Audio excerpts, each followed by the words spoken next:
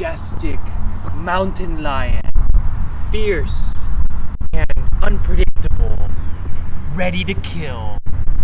She's going to make for a perfect target. I'm going to shoot her and eat her and feed her to my family. It will be so cool. I am a mighty hunter, going to kill this beautiful mountain lion.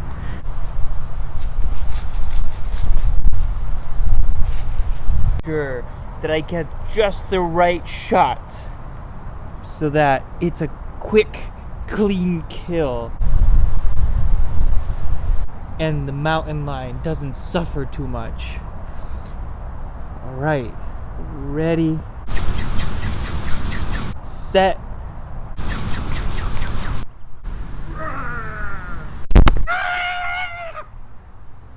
What do you think you were doing in my forest? I was just, taking a stroll, getting some fresh air, Is that a gun in your hand? Oh, no. No, that's not a gun. No gun. Were you here to shoot my brothers and sisters? Nope. Not at all. No way. I'm a PETA member, actually. I love tofu. Tofu is my favorite meal. I eat it practically every day. Please don't kill me. You will listen to what I have to say, Hunter. Then I will decide whether or not to spare your life. Animals have rights, and when you are in this forest, you will respect our rights and treat us in the way we're entitled to be treated. Oh, come on, rights? Really? That's ridiculous.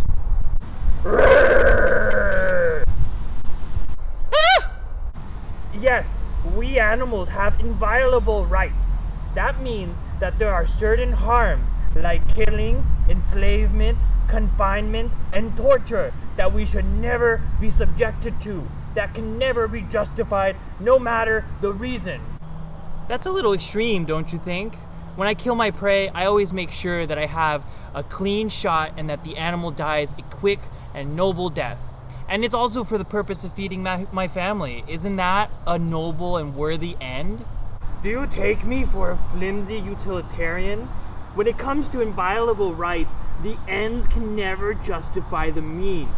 All animals that are conscious and sentient are subjects of their own lives.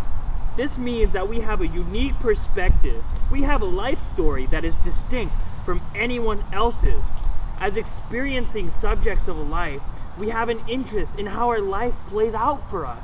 We desire certain things because we know they will be good for us, and we avoid other things because we know they will be bad for us.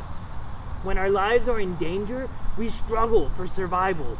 We put every ounce of our being into that struggle for survival, and that is proof that we care about our lives.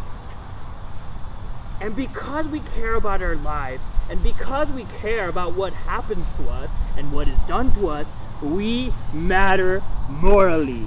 And we matter not insofar as our experiences contribute towards aggregate happiness, as a utilitarian believes, but we matter first and foremost as individuals who are separate and distinct from other individuals. Because of this, we cannot be sacrificed or instrumentalized for the greater good. Rather, we must always be treated with respect as ends and never simply as means. A utilitarian, for instance, would find it okay if we sentence an innocent person if it were to result in the greatest amount of happiness for a society. They would have no issue sacrificing an individual if aggregate happiness were maximized. But this is an injustice towards the individual who is being sacrificed. A rights-based view finds the individual to be the most important unit of value, and rights are how we protect the value of individuals. A utilitarian view thinks that happiness is the most important unit of value, and individuals only matter insofar as they function as receptacles of happiness, and that is simply unacceptable. But aren't rights only something that apply to rational beings? It is true that that is what Kant thought. Kant, as you may know, was the originator of the rights doctrine, but he thought that only rational beings were entitled to rights, and that people were only worthy of respect insofar as they were rational. A rational being was someone who could engage in rational argumentation and abstract reasoning. Someone who could formulate universal principles and will their actions to comply with these principles. For Kant, only a rational being could make decisions of their own. Only rational beings could transcend their nature and become truly free. By contrast, all non-rational beings are merely acted upon by their own instincts or by their circumstances or external forces. They are not truly free then, and their actions have no worth because they are not motivated by a desire to act in accordance with reason. A machine powered by a battery is thus no different than a dog or a cat or a table for Kant. Morally speaking, animals, being non-rational, are not in any way different from inanimate objects. That is, they exist only for the purposes of satisfying human ends, and they should only be treated as mere means and never as ends in themselves. However, drawing this hard line between humans and animals is no longer realistic, given what we now know about human evolution. Oops, I dropped my hat. There we go. The differences that exist between humans and animals are a matter of degree and not a matter of nature. If rational faculties appeared in human beings, then it must have had some antecedent in other animals.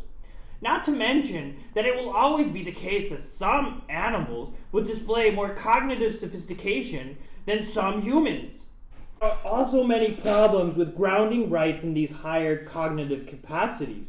First, not only would such a conception of rights exclude animals, it would also exclude many humans as well. It would exclude children, the elderly, people with cognitive disabilities, people who are very sick, people who haven't had enough of an education, and people who haven't been socialized properly. The second problem is that the people who are excluded as right bearers are exactly the kinds of people that need to be protected the most, who would be most benefited by universal basic rights in the first place.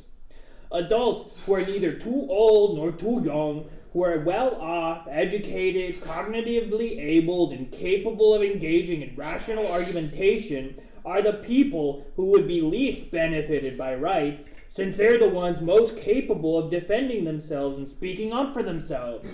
In this way, restricting rights only to the most well off defeats the whole purpose of rights, which is to protect the needy and the vulnerable from being taken advantage of by those who hold more power. All right, I hear you. But what about plants? Should plants have rights too?